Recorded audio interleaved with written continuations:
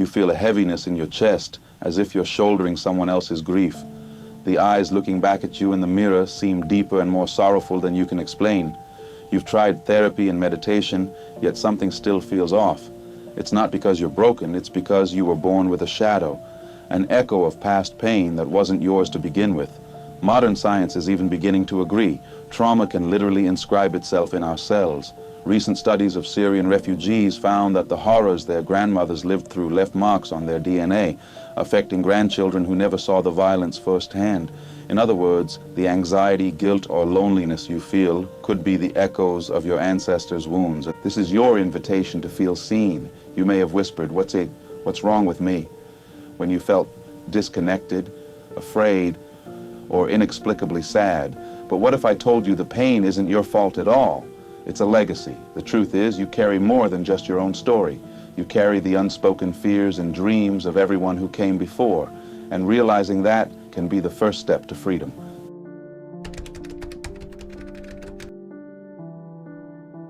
You're not crazy for feeling that your story is tangled with someone else's. This is the concept of generational trauma. Psychologists define it as the idea that trauma experienced by one family member can be passed down to the next. In practical terms, the wounds your grandparents or parents carried can still influence you today, in your fears, your habits, even the chemistry of your body. The latest science backs this up. Not only do family secrets shape the home environment, but they can also leave epigenetic scars on your DNA. Think of it this way. You grew up in a family system that had learned to survive old wounds. The unspoken rules, behaviors, and beliefs in your home were like software pre-installed on your mind. Shared family environment plays a huge role. Therapists note that the way your caregivers talk, their fears and hopes, and even the silences in your household literally program your psyche. If a parent learned to see the world as dangerous, those alerts got wired into you. If your family carried grief without expressing it, you felt that grief as your own. Energetic baggage, subconscious patterns, ancestral memories, these are real. They may feel invisible, but they shape how you see love, success, and safety.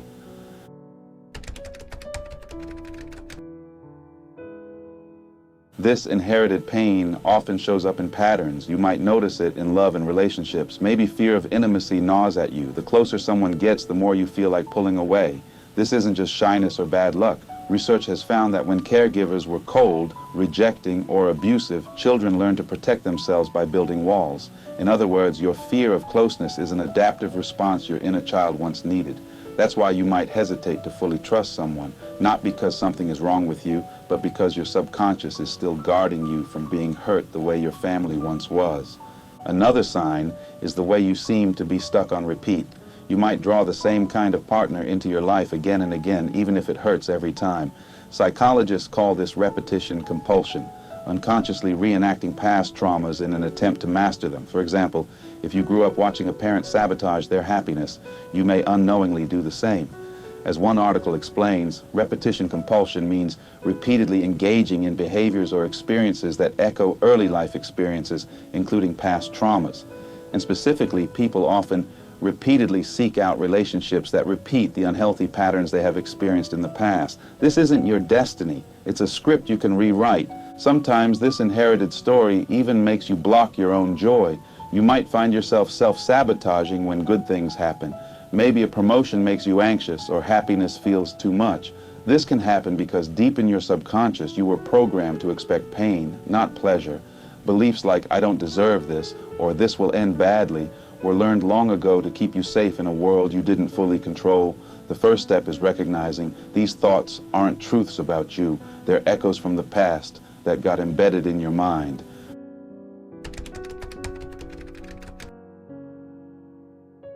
It's crucial to understand this isn't your fault and you didn't do anything wrong to deserve this pain. Think of trauma as a program that got installed early in life or even before you were born. As one Yale study concludes, violence and trauma leave inheritable markers on the genome that persist over multiple generations, even if your grandparents' experiences happened long before you existed. In practical terms, your body was literally primed to expect crisis and danger. Your subconscious mind runs in the background like an autopilot loaded with these old instructions. Neuroscientist Bruce Lipton, through popular sources, explains that when our conscious mind is busy thinking of everyday worries, the subconscious is left in control, making decisions based on childhood programming. That means years of old messages: be strong, don't feel, it's dangerous to trust. Quietly direct your emotions and reactions right now. If you grew up hearing that showing weakness was dangerous, you might instinctively hide your true feelings even now. But the brain is plastic. The same pathways that fire automatically can be changed with new experiences. The code that once kept you safe can be overwritten. Now comes the good part. You can choose to step out of that program. Healing is about reclaiming your mind, body, and spirit, one compassionate step at a time. First, meet that little you inside who first learned these fears. Therapists call this inner child work.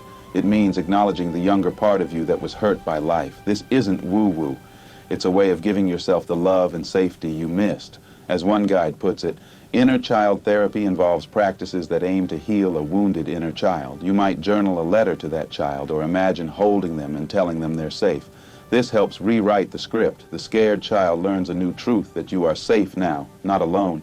Next, consider forgiveness. This is a big one. Forgiving anyone who hurt your family, and forgiving yourself for feeling anger or shame.